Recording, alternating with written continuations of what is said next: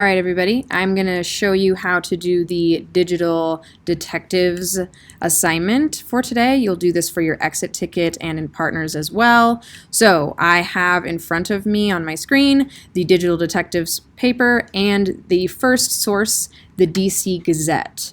So I'm going to just go through my checklist, checking for validity to determine whether or not this is a fake news website.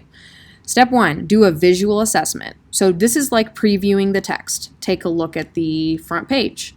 Is there a lot of advertisements? There's one here in the corner. Other than that, not necessarily anything too alarming. It looks like a pretty ordinary website. So I'm going to check yes, it passes the visual assessment.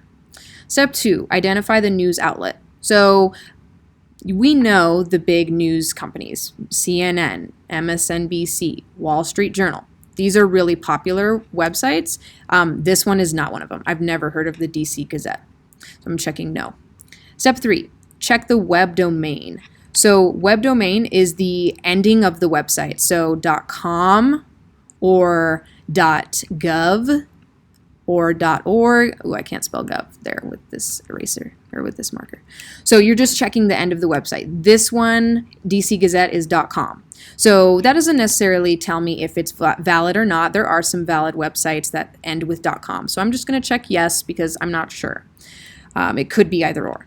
Step 4, check the About Us. Okay, this is really important. Any news site that is reputable, that is valid, they're going to tell you something about who they are. So I'm going to look here. I don't see anything at the top on the DC Gazette page. Okay, I see an author page. I'm going to click on that, and there's nothing listed except an advertisement. So that's a huge red flag. Going back over to my digital detectives page, I'm checking no. There's no author. There's no About Us section with an author there, and that actually is step 5 as well. Identify the author. Again, we don't have one, so I'm checking no. At this point, I'm kind of getting a feeling that this might be a fake news website because every other valid source is going to include the author.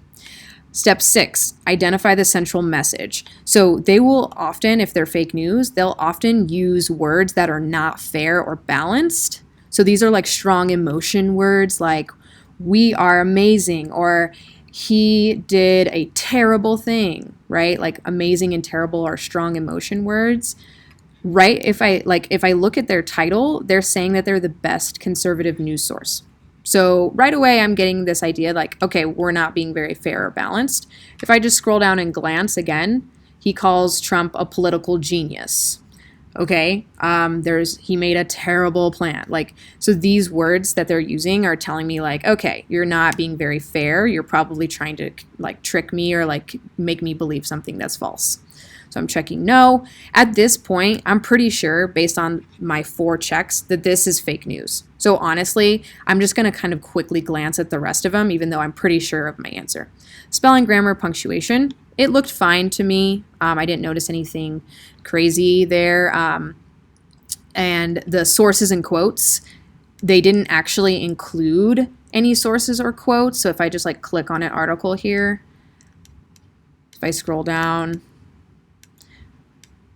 there's a quote from Trump, but other than that, that's it. So, a reliable source is going to include quotes from more than just one perspective. So I'm going to check no.